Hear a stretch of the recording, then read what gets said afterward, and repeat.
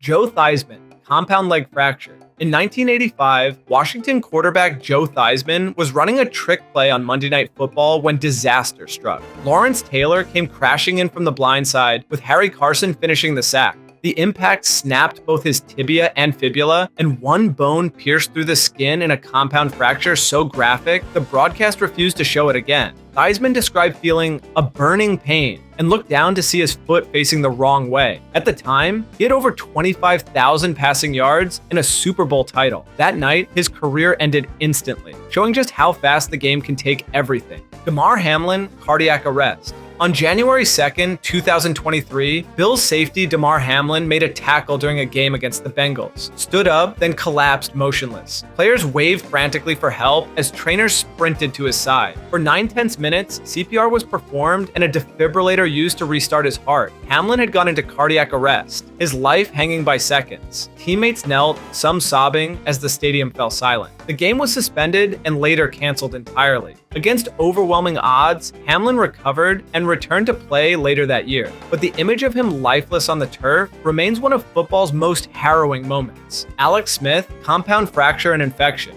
In 2018, Washington quarterback Alex Smith's leg snapped when he was sacked by J.J. Watt and Kareem Jackson. Both his tibia and fibula broke, but the injury became far worse after surgery when a flesh-eating infection set in. Over the next months, he underwent 17 procedures, lost over 30% of the muscle in his leg, and faced possible amputation. His recovery involved skin grafts, a hyperbaric chamber, and relentless rehab. Doctors called his survival a miracle. Nearly 2 years later, Smith returned to the NFL and won Comeback Player of the Year. His leg will never be the same, but his determination remains unmatched. Nick Chubb, catastrophic knee dislocation. In 2023, Browns running back Nick Chubb took a hit near the goal line from Steelers safety Minkah Fitzpatrick. His left knee bent inward at a grotesque angle, tearing multiple ligaments and dislocating the joint. The injury was so graphic that ESPN refused to show the replay. Chubb had already survived a similar injury in college, making this setback even more gut-wrenching. Known for his power and consistency, Chubb's absence devastated Cleveland's offense.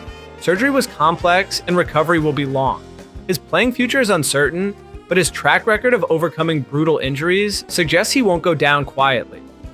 Bo Jackson, career-ending hip dislocation. In the 1991 playoffs, Raiders star Bo Jackson broke off a run before being tackled from behind. His hip dislocated, but he walked off the field, thinking it wasn't serious. It was. The injury caused a vascular necrosis, cutting off blood supply to the femoral head and slowly killing the bone. Within months, his hip began to deteriorate, ending his NFL career. Jackson was a once-in-a-generation athlete, equally dominant in baseball and football. While he returned to MLB and even homered with an artificial hip, the NFL lost one of its most gifted players overnight, leaving fans forever wondering what could have been. Johnny Knox, fractured vertebrae. In 2011, Bears receiver Johnny Knox dove to recover a fumble against Seattle and was hit head-on by Anthony Hargrove. The collision bent his body backward, fracturing a vertebra and damaging his spinal cord. Knox required immediate spinal fusion surgery, lost 35 pounds during recovery, and needed help walking. Just 25 years old and fresh off a Pro Bowl, his career ended instantly. Before the injury, he had nearly 1,800 receiving yards in less than 3 seasons. The hit was clean but devastating, a reminder that in football, even routine plays can change everything in a split second. Ryan Shazier, spinal contusion. In 2017, Steelers linebacker Ryan Shazier lowered his head to tackle Bengals receiver Josh Malone. His helmet struck Malone's thigh, and Shazier instantly grabbed his back, unable to move his legs. Diagnosed with a spinal contusion, he underwent emergency surgery and began an intense rehab process. Doctors warned he might never walk again. Through sheer will, Shazier stood, walked, and later danced at his wedding. His NFL career was gone, but his fight to reclaim mobility turned him into a symbol of resilience. He remains an advocate for spinal injury awareness, showing strength long after his final snap. Dak Prescott, compound ankle fracture.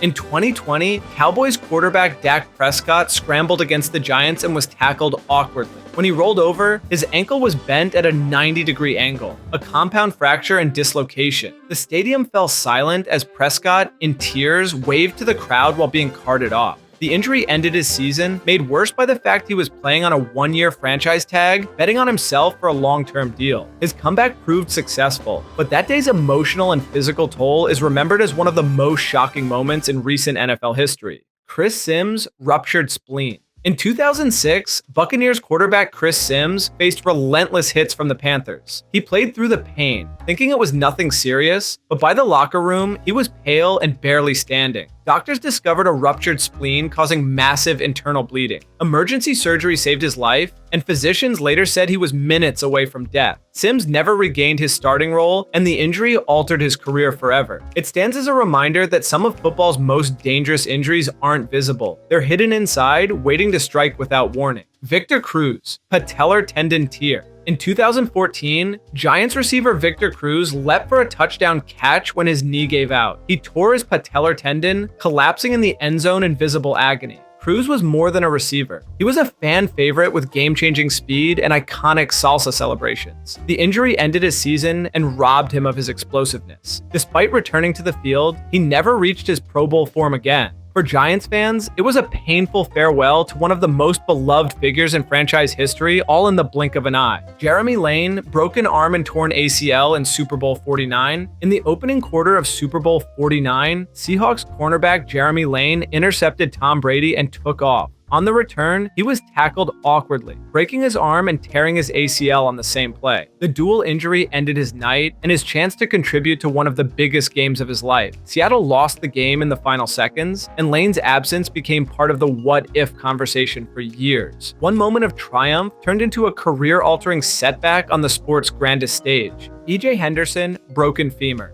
In 2009, Vikings linebacker E.J. Henderson's season ended on a simple tackle attempt. As he wrapped up a runner, his leg buckled, snapping his femur. The break caused immediate swelling and a visible deformity. Surgery inserted a titanium rod to stabilize the bone, and after months of rehab, Henderson made a remarkable return the next season. While his comeback was inspiring, the sight of the injury remains one of the most shocking moments in recent NFL memory, proving how fragile even the strongest athletes can be. David Pollack, career-ending neck fracture. In 2006, Bengals linebacker David Pollack fractured his 6th cervical vertebra during a tackle against the Browns. At just 24 years old, he was told another hit could cause permanent paralysis. The former first-round pick was forced into immediate retirement, ending his career after only 2 seasons. Pollack later transitioned into broadcasting, becoming a respected analyst. Still, the abrupt ending to his playing days is a sobering reminder of how quickly a promising career can be taken away. Reggie Bush,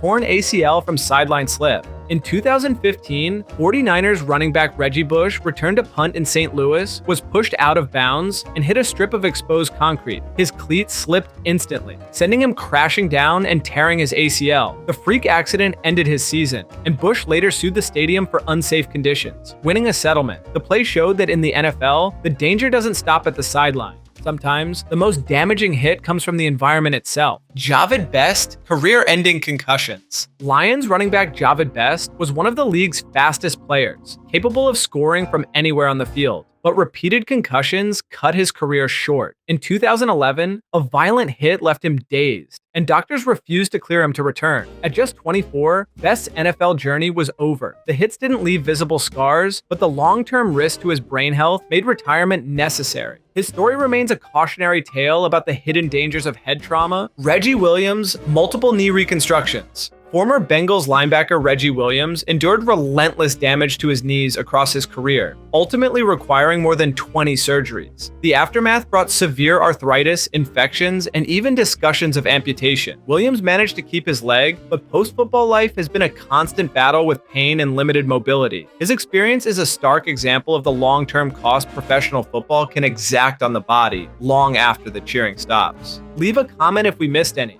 and consider watching part 1 and 2 of this series if you enjoyed.